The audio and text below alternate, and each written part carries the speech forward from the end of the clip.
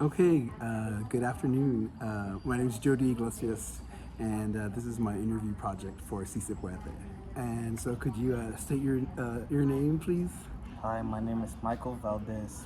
And you consent to be recorded for this interview? Yes. Okay, great.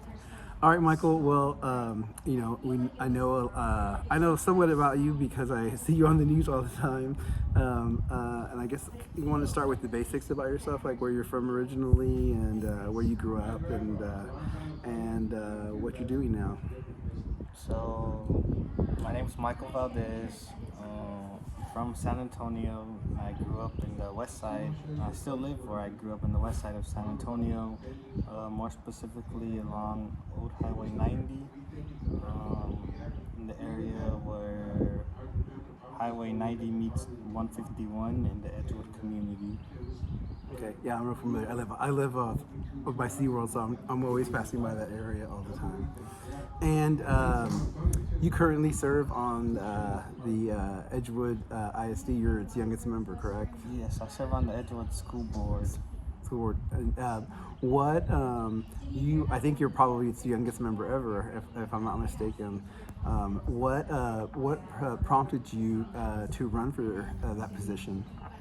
So what really prompted me is, really being involved in as a high school student, but also being a product of the school district. The school board, they do this training called Lone Star Governance, and they take a high schooler from every school to do the training with them. So I was able to represent my high school in the training, got to learn a little bit more about what the school board does. And then after that, I always knew in my head that I wanted to run for the school board after I graduated. So I graduated in August, I believe June 2022, and then that summer is when you open up for the filing, and that's when I filed to run for the school board. Did you participate in student government or anything before that? In high school, I did participate in student council. Yeah, me too. Me too. I was the vice president of my class, so I got involved at a really early age as well. Always interested in trying to make my community better. But I feel like you drove right in. Did you have any doubts, or were you concerned about throwing your hat in the ring at such an early age? I was concerned because I thought it was gonna be like I had to campaign. I knew what it would take to run for office, campaigning, raising money. But I found out after I filed and the campaigning filing closed that I was unopposed. So I didn't have to really campaign or do anything because for our school board, no one ran against each other. So basically, the election was canceled. Wow. Okay. And once, did you have any interactions with the school board members that were already on the school board before you attained your seat? Um, Not with the school board. I knew like this one guy. His name is Joseph Guerra. I knew he's been there for a long time. He does a lot of stuff with the Lions Club. So I just knew him from seeing like them at the meetings. Especially like getting recognized at the school board meetings of like leader of the pack or with my theater group. So I just saw them as like governing body. I didn't have any interactions with them. Okay. But I did like have interactions with the superintendent. Were they positive or negative? It was positive. Yeah. Just the superintendent, because I was also part of they called it the team board, middle school and high school. So we like met together just to talk about like school stuff, what we want to see improved, what concerns we have. I have, I follow the news locally and nationally and internationally. Hasta luego. Thank you. Nice to meet you. Can I get your contact info? Yes, yes. Here, I'll give you a card. Oh, okay, good. I don't have to. There you go. Thank you. It's good to meet you. Nice to meet you too. Nice to meet you It's too. nice meeting you. Likewise. And as I was saying,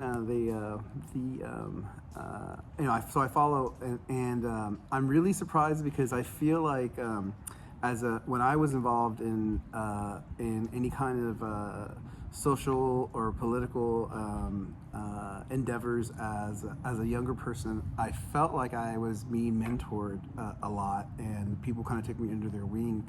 And I don't really feel like I see that happening with you. I feel like you have an adversarial relationship, and I don't think that it's on you. I think, and in my opinion, I feel like the older members of the school board should be mentoring you, and that maybe that because like you said, the election was canceled because everybody ran unopposed, that maybe they're really comfortable in their position and they're not, and you're kind of holding their feet to the fire, trying to make them accountable for the things that they should be doing for the school district, and it's become a more of an adversarial relationship and not one where I don't think in my opinion, if you disagree you can say so, but I don't feel like they make you feel welcomed on the board. Well, I agree with that. Just because even after getting on the board, I did have like a lot of questions. Like there's some items like that I did have questions with that I didn't really agree with, and I did speak to some of the board members because the policy is you have to have to like even remove an item from the consent agenda, you have to have support from another board member. So it's not just like other school districts, just one person, if they say, can we remove this, it gets removed and voted individually, but not in our district. So because of that, like I did have some concerns. I did call like the other board members, like they said to call, and they just said like, oh, not right now, like we're not gonna mess with anything, like it's fine as it is. So like couldn't really remove anything, and even the superintendent told me like, you can't vote no. What you can do is you can abstain, but you can't vote no. So that's what was really concerning. That's when I really started thinking like, this is not how it should be ran. Yeah, it seems like it seems like like I was saying earlier, that because everyone's unopposed, they're very comfortable in their position, and I don't know, is that a paid position at all? It's not paid. The school board in Texas, the law is you serve without compensation, so it's just you're volunteering your time. Yeah.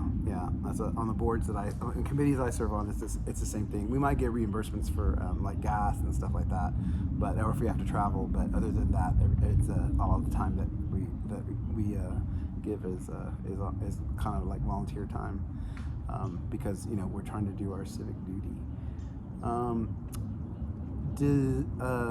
Do you feel like again, I see in the news. Do you feel like you have support in the community?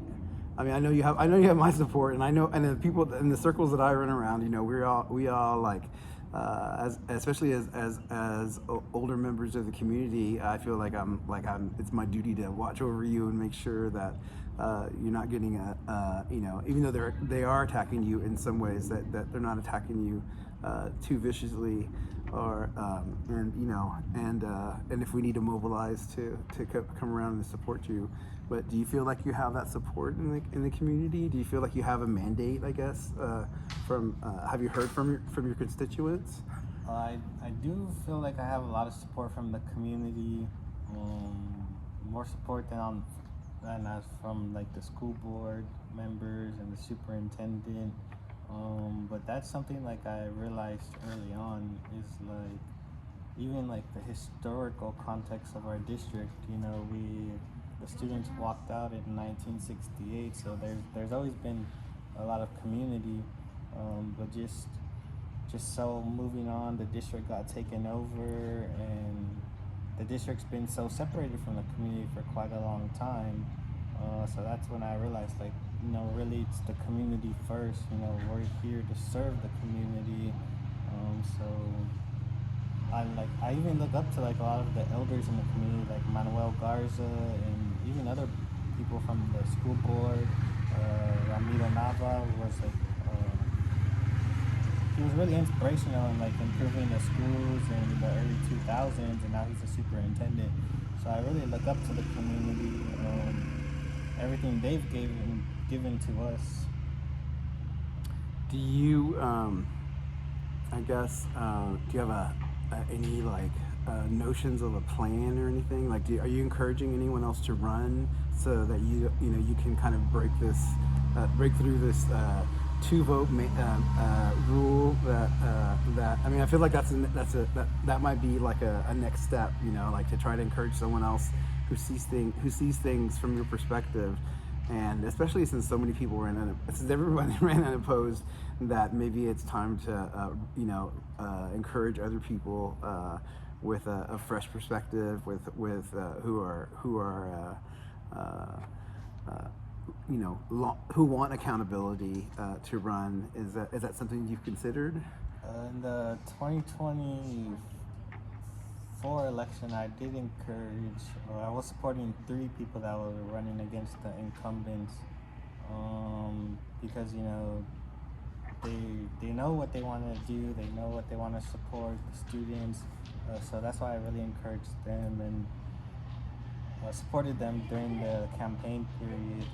But talked to a few community members, and I think they know that they want to run again, so just really supporting them again, but just like this year, like really getting ahead early in the game, block walking, going door to door. I think that's going to be important. So they did run, but they didn't win in the last election. Is that what happened?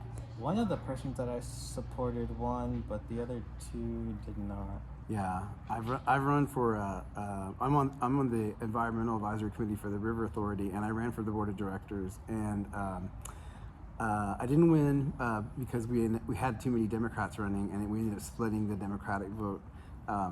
But it was a good lesson for me, a life lesson. But I hated campaigning. I hated like saying the same thing over and over again to 10 or 12 different groups. Did you help those other folks campaign, and how what was that like? I would, like, especially during the election period, like I was out there like with signs at the polls, saying like if you want to support our candidates, they're young. Yeah. So I was supporting them in that capacity. Do you think that people like in the community view it like as a youth takeover of the school board, or an attempted like youth takeover if the other folks are around your age?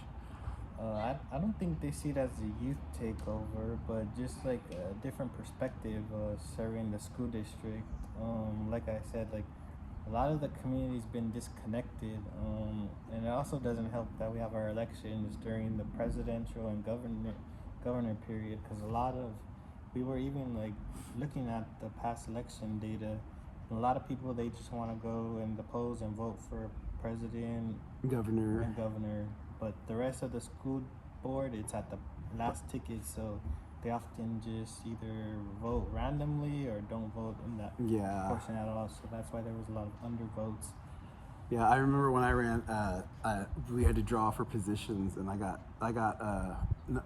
my name was the first one on the ballot, and so the people that were supporting me were like, yes, like that's a good position to be in, because a lot of times people will just check off the first name on the ballot, and they didn't win, and they win. I didn't win because there was so many Democrats running and only 2 Republicans, and there was 2 seats, and so the 2 Republicans consolidated all their votes, and they won. But it was a good life lesson.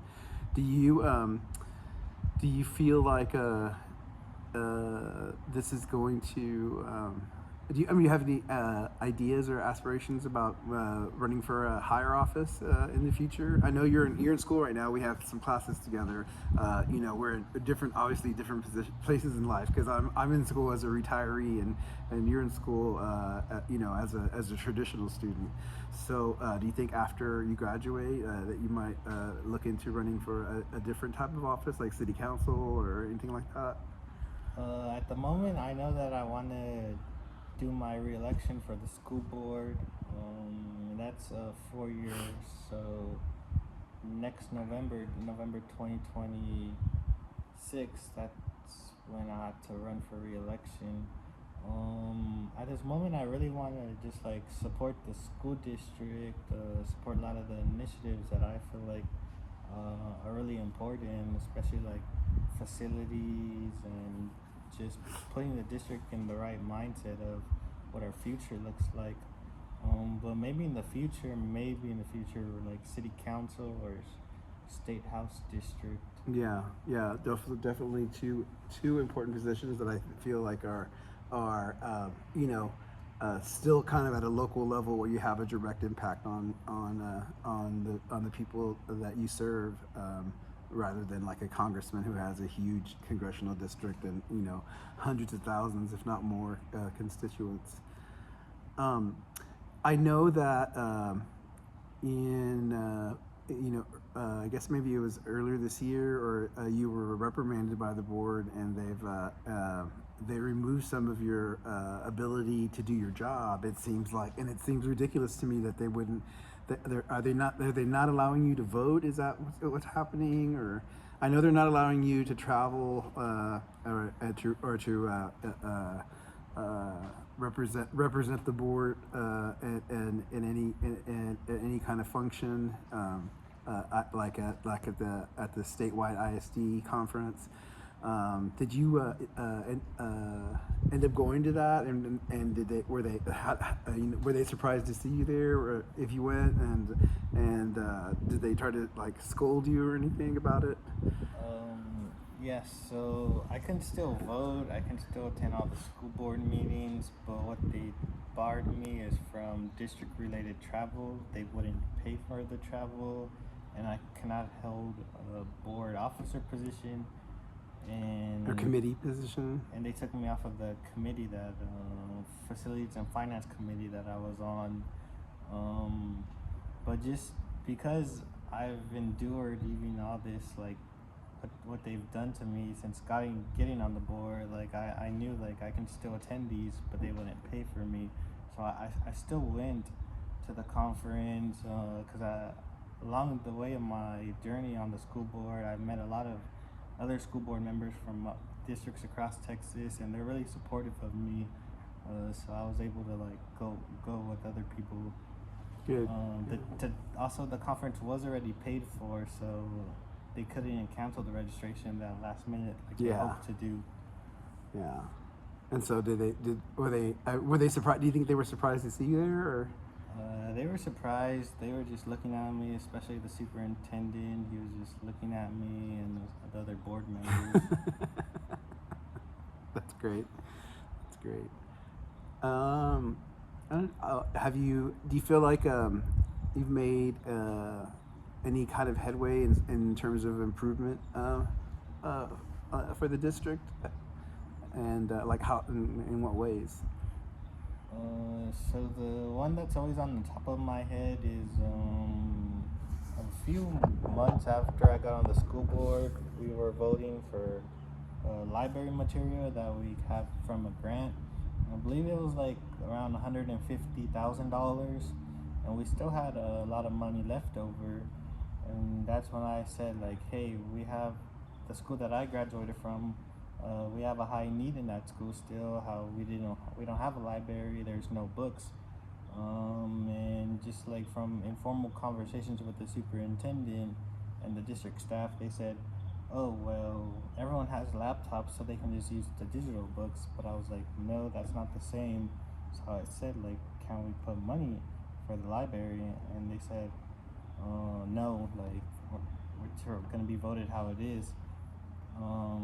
So I voted no on that item, but during that time, the superintendent stopped the meeting and asked me how I was going to vote, and he told me that the attorney wrote up this statement of how I can vote was by abstaining.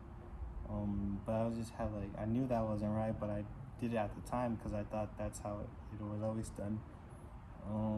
But that action, just because I said I voted no and I abstained on that one, but it led indirectly to the school getting a library. The district put funds like a few days later to buy the furniture and purchase the library material.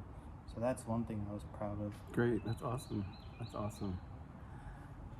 Do you think that they're gonna try to like put up a candidate to oppose you because they're you're rocking the boat in a manner that displeases them? I think other people are gonna run against me. But I'm not worried about that. Like as long as I know what I'm doing on the school board. I know what I've accomplished. Putting the community first all the time. I think that's important. That's stuff that the community will see when we start campaigning again. Are you involved in any other organizations or anything else that you would consider like activism or to help support the community? And what you're doing, of course, is phenomenal work. But I'm just curious if there's any other organizations that you look to for support or for guidance or for as an example or anything like that. I really look up to like my mom and a friend that we met along the way, Agapita Jaramillo. She's actually the one I'm gonna be interviewing, but just she has a long history in Edgewood, educator, being really inspirational in the PTA association that we had. We no longer have PTA, so that's why I want to talk to her like about Oh, wow. community and stuff. Yeah. But that's something the superintendent got rid of when he came PTA, and he created it in two of the specialty schools, the IB schools that he created. He created the PTA how he wanted, but for all the other schools, there's no PTA. So really just looking to the community for support. The people, especially the elders in the community, they're really supportive. So I grew up in Corpus Christi, and I'm very well versed in the history of activism. We have the American GI Forum, which was founded by Dr. Garcia. His sisters, Doctors Clotilde and Dalia Garcia, took me under their wing as a member of LULAC Youth, and they were very inspirational to me. So LULAC and the American GI Forum. My mom was an activist as a Chicana nurse. The doctors were overwhelmingly white in Corpus Christi and very very racist and very misogynistic. I didn't know anything. I grew up in like I said, I grew up in Corpus. I feel like we grew up kind of like shielded from the history of Chicano civil rights, aside from what we knew happened in Corpus in the rest of the state. I had no idea about the Edgewood walkout or the Lanier walkouts, or even Crystal City and Uvalde. And can you speak a little bit about the history of the Edgewood walkout? Yes. So also, like when I was in elementary, middle school, didn't learn anything about the walkout. But until like I entered high school, it was the high school where the students participated in the walkout. And from, I guess, the knowledge that I know, the students, they saw how like the district's facilities was nothing, how like other districts were, and they organized first. I believe they like presented the petition to this principal, and then after not getting anywhere, they organized at home, especially during that time in the country. I believe in Los Angeles, the students participated in the walkout, but this was also, I believe, during the time of the Vietnam War. Yeah, in the late 60s and early 70s. So in our district, there's the second highest casualty of men serving in the Vietnam War passing away, second largest in the country. A lot of the men that didn't return home. So a lot of this, what the students know and what the students wanted to accomplish at their schools, led to them walking out and going to the superintendent's office down the road. And also with that, the students, they organized at home. The parents were there supporting the students. And then also during that time, I don't know if it was before or after the walkout, it was the San Antonio versus Rodriguez case, where a parent, I believe they said that the school system in Texas, like in the Texas in Edgewood, was like inequitable, so that led to the Supreme Court in a close 5-4 decision, saying that education is not a fundamental right. But then after that, it led to the Edgewood versus Kirby case, where it's led to their districts exceeding their property wealth, giving that portion that they exceed back to fund districts like Edgewood. Great, awesome.